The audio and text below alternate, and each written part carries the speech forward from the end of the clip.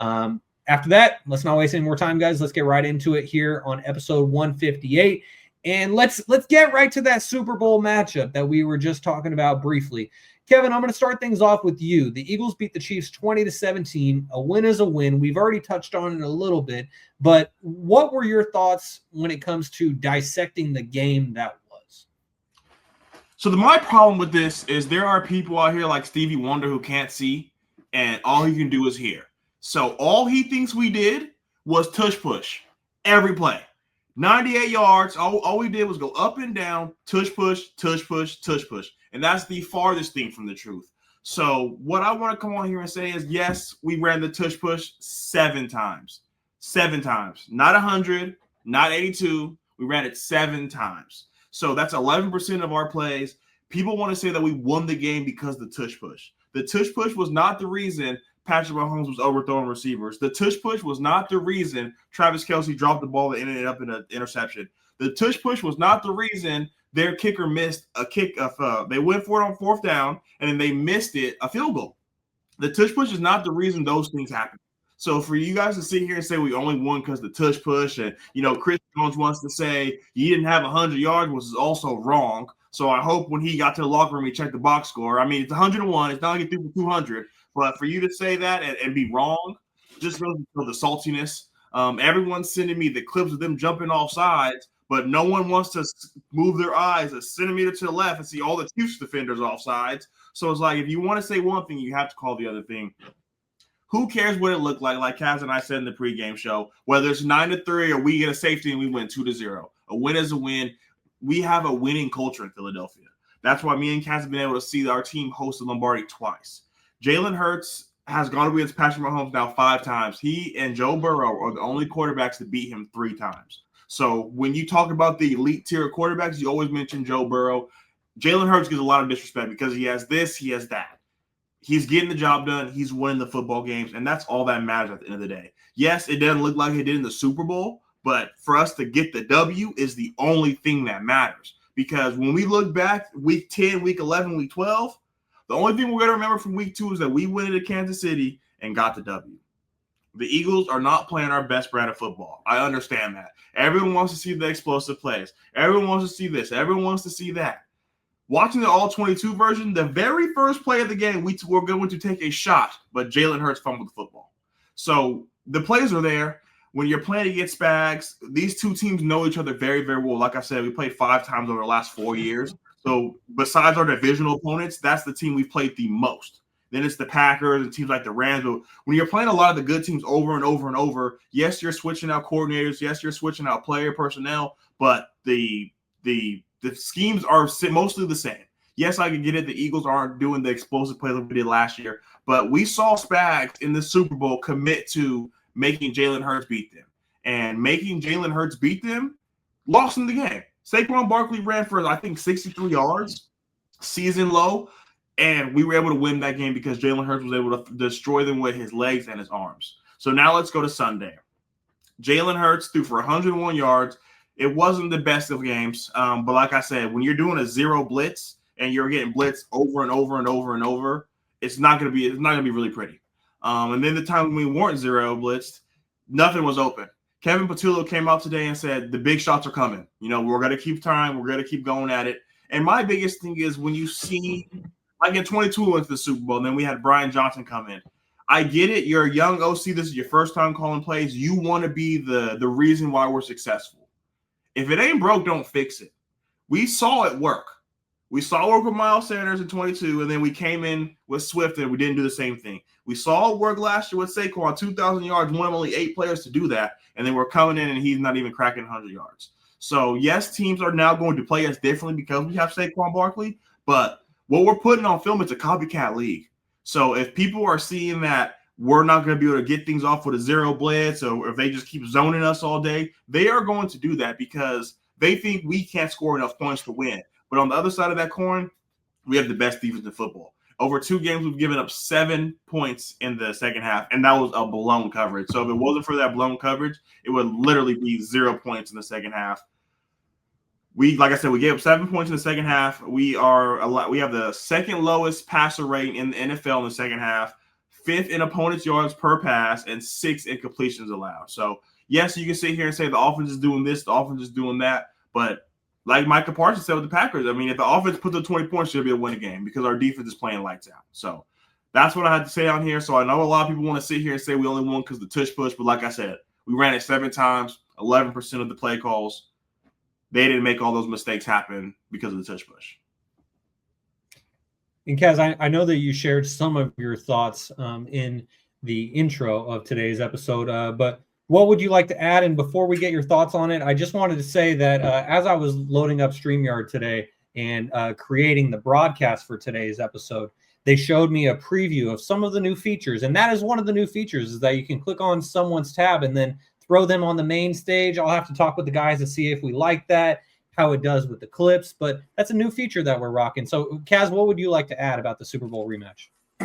Yeah, and I did cover most of it in the intro, but I mean, Kevin, he hit the nail on the head, and it's like, I don't know, man. It's hard to explain. If you have not been a fan of a team with a winning culture, you just would understand. I have notes right here next to me of I'm gonna probably do some sort of TikTok or something, in the next couple of days, give or take, about the harsh criticism of Jalen Hurts compared to some of the greatest of all time that ever played the game.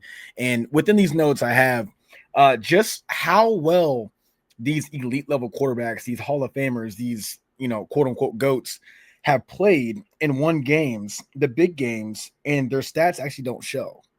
And it actually happens more often than you guys think. Honestly, from my information that I found out, I noticed that when these high-level quarterbacks have these tremendous years where they have, Hall of Fame seasons where they go off and they do, all these yards, all these touchdowns, they never win. Like when it's all said and done, they do not win the big game. And I'm not saying that, they're still putting up more, they're still putting up more yards, and they're not having 100-yard games or whatnot. No. And I understand that, and that's okay to criticize them on that. But what I will say is when they do win the big game, when they do win a lot, it is usually when they're not even performing to the best that they've ever performed before in their career. And that is that's a statistical fact. You can look it up. So like when I see this team win the way that we do, it's been a thing for the last 3 years since the first Super Bowl Jalen Hurts was in 2023. We had, AJ Brown had a career year that year. Hurts was throwing, but even then they were still complaining about the same shit, the tush push. They were still complaining about, he doesn't put up 300 yards. It's like the goalpost just keeps moving until he puts up. He needs to have pretty much consistent games where it's like, okay, AJ Brown, 4 touchdowns, 280 yards. And then, Jalen Hurts runs for, 50 yards. Everybody wants him to have some crazy Lamar Jackson stat line on top of winning everything. And it's like, the more people focus on that, the less I care. And the reason is because when it's all said and done, the only thing that matters is a win. He's under center when they win, and it's not in a way to where it's like he's just being carried. I think that's just the biggest bullshit. Defenses are scheming Jalen Hurts. They know what he's able to do. That's why if you guys have seen what's going around on Twitter, you got one side of Twitter saying, he only had this many yards, this, that. And you had the other half saying, bro, look, literally nothing's open. This is terrible play calling. And you got a lot of Eagles fans calling for the OC's head. And it's like, it is early. We're winning out of spite of our offensive coordinator. And we've done that before. The same with the defense. The defense, just a few years ago, it's like we have guys that can make plays, but it's like our play calling is just terrible. And that kind of is also a theme that's been big time in Philadelphia for, again, I would say like the last 4 or 5 years. It's like we have the personnel. Okay, cool. Or we got this guy, or we drafted this guy, right? But it's like, why can't we just do what the Bengals are doing, with Joe Burrow? Why can't we do what the Ravens are doing, or what, their Stafford's doing in LA, with at the time he only had Cooper Kupp and Tutu Atwell and God knows who else, it doesn't really matter. But it's like, before he got Puka Nacua and Devontae Adams, of course, it's like, what are they doing? And I noticed that they are going out there, they're running plays, they're getting looks, but they're losing games. So it's like at some point, you have to understand that the end result is and always has and always will be the most important thing, bar none. So I'm not worried about, well, look at Jalen Hurts' stats. We've been worried about his stats for the past 5 years. Since 2021, when he actually took over the role. Everybody's been worried about his stats. Worried about his stats. He can't do this, can't do that. The man has never missed the playoffs. He's been in the playoffs every year since he's been in the league. Okay? He took over for Carson Wentz and completely revamped that entire offense. And what I mean by revamped it is it's his ability to lead. You know, and you guys can take that however you want to take it. But what I'm trying to say is there's been times, and I'm very guilty of this myself. I hated Tom Brady for a lot of years because I'm like, oh, he's just checking down. He's checking down to Kevin Falk. And he's just checking down to Gronk. Oh, he just Gronk. And then you got on the other side for a little while there, Aaron Hernandez. And it's just like, okay, no, Wes Welker just running a slant. We can all say that. What's the end result? Dubs. And now I realize it.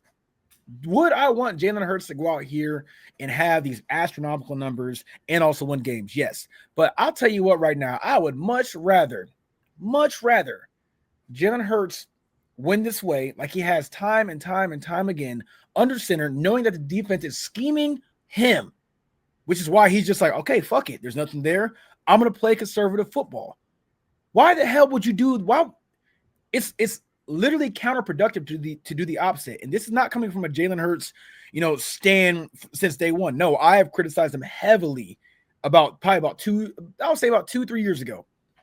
It was the first Super Bowl that he appeared in where I was like, okay, hold on, wait a minute. I'm starting to get it now because he's performing in the playoffs.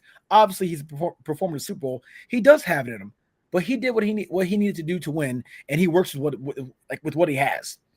And I'm just looking around. I'm like, what would you rather have? Would you rather him be like Joe Burrow in the Bengals, where everybody's like, well, he's going to be a Hall of Famer. He's going to be a Hall of Famer. He ain't won shit. Did he make it to the Super Bowl? Yeah. Should he have been there? Probably not. But he hasn't won shit. And we can go even deeper down the rabbit hole with Josh Allen, who was, supposed to be quadruple the quarterback Jalen Hurts ever was and will be. Then you got Lamar Jackson, the same thing. It's all these guys that are supposed to be so good. And I get it. They're just quarterbacks. They're one player on a team. So if they're just one player on a team, then why the fuck you guys hold so much weight on Jalen Hurts' performance? But when it comes to them, you guys move the goalposts. Well, they're doing the most and they're losing. Well, he's not doing enough and they're winning. It's like at some point, you have to understand that Jalen Hurts is just the smarter quarterback. He's smarter. And it's not even close. He makes the right decision 90% of the time, to where a lot of other quarterbacks do not. They'll get the yards early. You got Dak Prescott. He's a prime example. He'll put up 1 million yards a goddamn season. Great first half. Come into the game hot. Throw for 2 touchdowns and probably, $150 in the first half. Okay, and end up either losing the game or not doing shit in the playoffs. It's like that performance goes down. And I actually have the stats right here, like I just told you on my notebook. You know who stats? There's only 2 quarterbacks out of the GOATs that I have listed, which I'm not going to talk about right now. That's neither here nor there. There's 2 quarterbacks whose stats go up in the playoffs, and that is Mahomes. And that is Jalen Hurts. Jalen Hurts in both touchdown passes and average touchdown passes and average yards per game goes up. I'll tell you guys who's don't off the jump. Peyton Manning's one and Tom Brady's one. Now I'm not saying both those statistics are down, but it's not like they're playing better in the playoffs. Would you say that they're playing more conservative? And in some cases, they fucking lose. Like Peyton Manning don't even win shit. So what I'll say is this: after saying all that, I'm not worried about this damn game. I'm not worried about this team, okay? I'm going to worry about this team when it's time to worry about this team. And as long as we're winning, that's all I give a shit about. That's that. We found a way to win, and we're looking at all of you guys talk about this shit called stats. And it's like, yeah, you know what? Let's dive deeper into stats. Fuck Jalen Hurts. Forget about Saquon Barkley. Forget about AJ Brown. We're winning. Is that a stat or no? Is that a stat? Do we ignore that stat? That stat doesn't matter. How are we winning? Team camaraderie, understanding how to win. And, this is chess, not checkers. Everybody else can keep playing checkers. You know what I'm saying? Jump man, king me. When it's all said and done, our king is still standing. Yours is dead. We win. You can't argue with that. I'm sorry. Yeah, when it comes to the statistic of wins, that's how I used to justify Jimmy Garoppolo being this 49er starting quarterback for years. It's just, he wins. I don't care. He wins. I don't care. He wins. But he never got to the point of winning a Super Bowl like Jalen Hurts did. And now joining us on episode number 158 of Stats Over Politics is none other than the Podfather, Mr. Jaevon Toddy. Thank you for blessing us with an appearance, brother. We appreciate it. We're here. We made it happen. Kaz was going on and on about why the Eagles are 2-0. I love it. I love it. He's sick and tired of the disrespect. He doesn't care how we got there. Chris Jones is talking shit to Jalen Hurts in victory formation. Shut your ass up. We still won the game. I thought that was just prime. I love it. So Eagles are 2-0. Might be 3-0 by the end of the week. So we'll see. Yeah, and I to Kevin and Kaz's point, I saw Jordan Mailata, one of their offensive linemen, went on a local Philadelphia radio station in the past couple of days after the game, and he said, and I quote, that everyone, and this kind of reemphasizes Kevin's point that he said at the top, is that everyone's saying that we won just because of the tush push, and Mailata said, and I quote, that's bullcrap. He obviously used much kinder language than he actually thinks because he knew that he was on the radio with FCC guidelines. But yeah, that's my biggest takeaway from this game is so many people are attributing the Eagles win to the tush push when, as Kevin pointed out, it happened on 11% of plays. And so there's another 89% of the game that happens.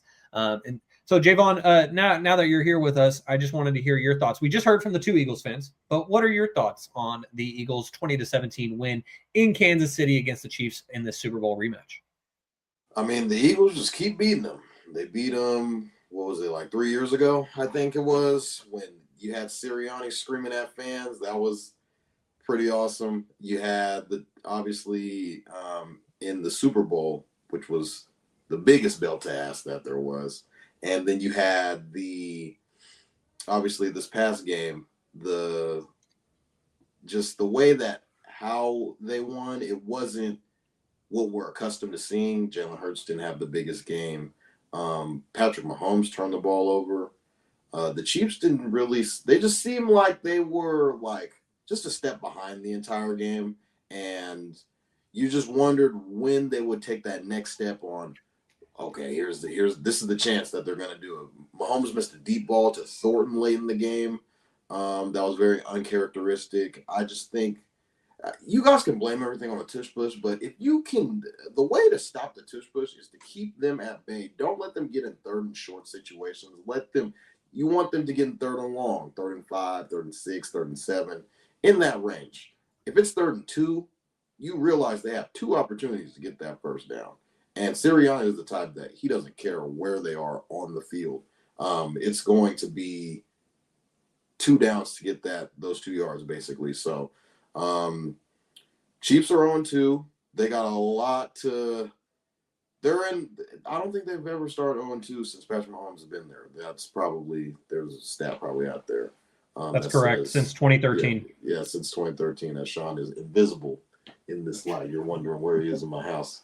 But we're here. We're just trying out a new feature that StreamYard offers, putting you on the main screen. I think that right now the Chiefs are in a very uncharacteristic situation. These fans, this organization is in new territory with Patrick Mahomes and Andy Reid at the helm, and they're acting like that spoiled rich kid that's like, hey, my coffee is $6 today, and I usually get the whipped cream and all of this in it, and it's black today. And it's just like, hey, buddy, like, we ran out of this. Like, I need you to kind of calm down a little bit. I'm sorry we ran out of this, but this is the other option that we have. Well, I need to speak to the manager, and you know who my father is, and just all these things are that's what you're getting from these Chiefs fans, they have coasted to AFC championships literally the past 6-7 years that Patrick Mahomes has been the quarterback. And now they're like, my card declined. What do you mean my card declined? You know how much money that I have in my bank account. And it's like, okay, bucko, like, relax. You're 0-2. I think if we look at it from just the grand scheme of things, do we all think the Chiefs are going to miss the playoffs? I don't think anyone on this panel thinks that that's going to happen. Like, they would have to get it. It's a long 4 or 5 weeks till Rashid Rice get back. Kevin does. Kev is the outlier person that you kind of you take with a grain of salt what he says. I think we all can say that they're probably better than the Jets. I feel like that 6'7", no pun intended, that 6'7" range and where they might be, that 6'5", like maybe in that range. Because if you look at it, there's the Bills, there's the Ravens. I'm trying to think of the other.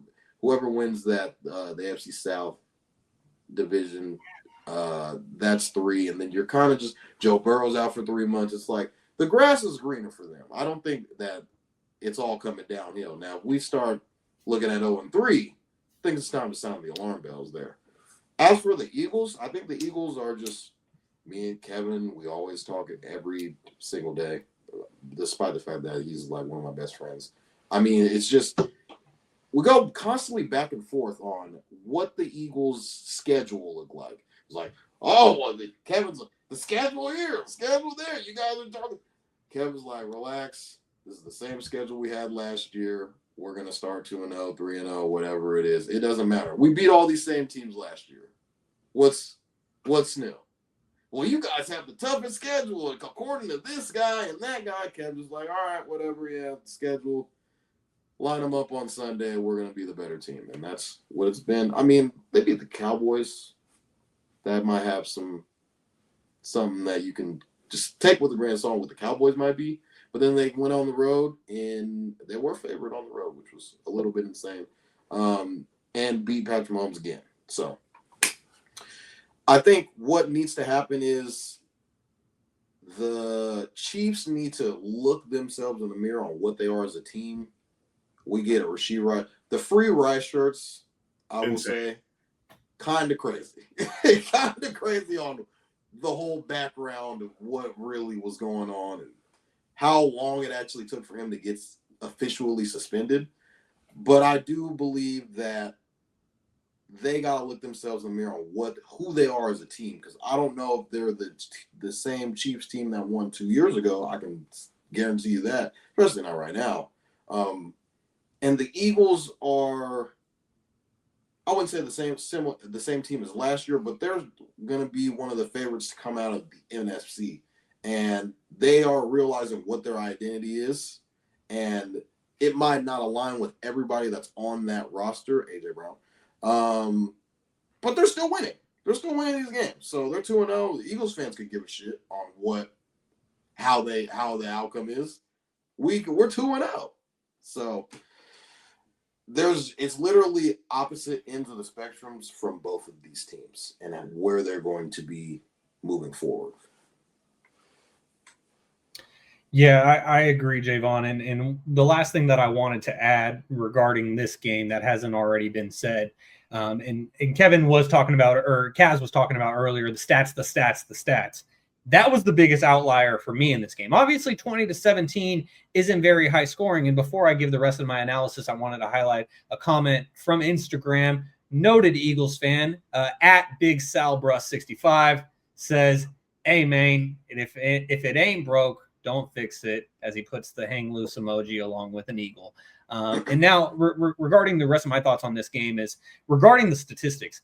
If you had told me that Jalen Hurts would be 15 of 22 for 101 yards passing without a passing touchdown and rushing 9 times for 15 yards, he did have a rushing touchdown, I would have thought that the Eagles lost this game. As was noted earlier, the key stat for Jalen Hurts, 0 interceptions, 0 fumbles. That's important. And Saquon had himself a solid game. It's not popping on the paper, but 22 carries for 88 yards and a touchdown, that's averaging 4 yards a carry. Like, if you get 4 yards a carry on 3 straight plays, that's a first down. And so that's nothing to scoff at. But the biggest thing for me was Jalen Hurts' overall stats and the fact that the Eagles did win this game despite that. But a win is a win is a win has already been said. My biggest gripe with this game, and this is a personal gripe, and I'm going to bring it back to the 4 of us to say this one. Where is A.J. Brown? Jaevon said him earlier. Where is A.J. Brown? He is supposedly the Batman. Where is A.J. Brown? I have him on one of my fantasy teams. He has been a major disappointment for me so far. I drafted him in the 2nd round. I wish I could have used this meme so far this season, but I'm the one who needs tissues because AJ Brown has been invisible. The Eagles are 2-0, but Kevin, where is AJ Brown? Hey man, when you're winning Super Bowls and hanging up banners, they're gonna play you different. And they're like we saw in the Super Bowl, they said AJ Brown or Jalen Hurts, you got to beat us. Now they're saying throw the ball to somebody else. AJ's come out on shows saying they're shading coverage to his side, they're doubling them. So it's hard, man. When we struggle at the wide receiver 3 position, it's going to be evident.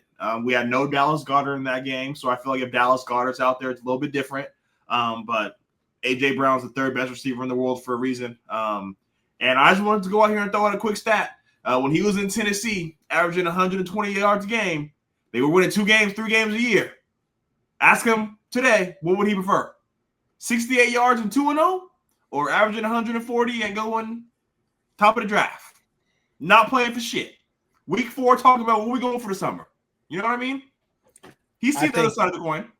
Yeah, I think that, again, the Eagles are playing chess, not checkers here. And I think that, what do you do here, guys? And you know what's coming here soon.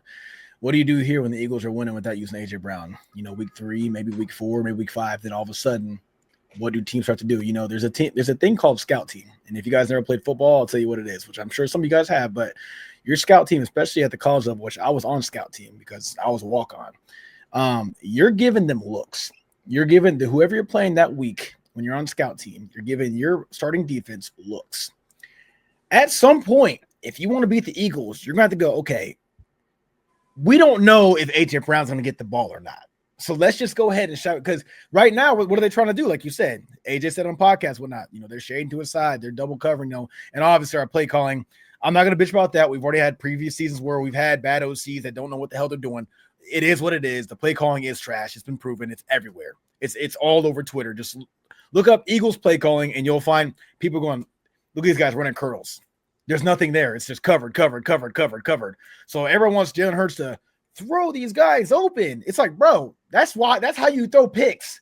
The hell there's no creativity. So we're gonna move past that. But what I'll say is, at some point, like I said, chess, not checkers. I think that this is a little strategy that the Eagles have going on right now. AJ Brown may not be the biggest fan of it, but he will eventually have his games. Will he finish as the top wide receiver in the league when it comes to yards? Possibly not. But we'll see where we finish at wins-wise, which is the most important stat. He will have his games. He'll have a 150-yard game. He'll probably have closer to a 200-yard game at some point. We'll have games where he has 8 to 10 catches or whatever and in a handful of touchdowns. Those games are going to come. But right now, we're doing the smart thing. Because hear me out. Not saying that we're playing, we have to play this conservative, but you lose AJ Brown.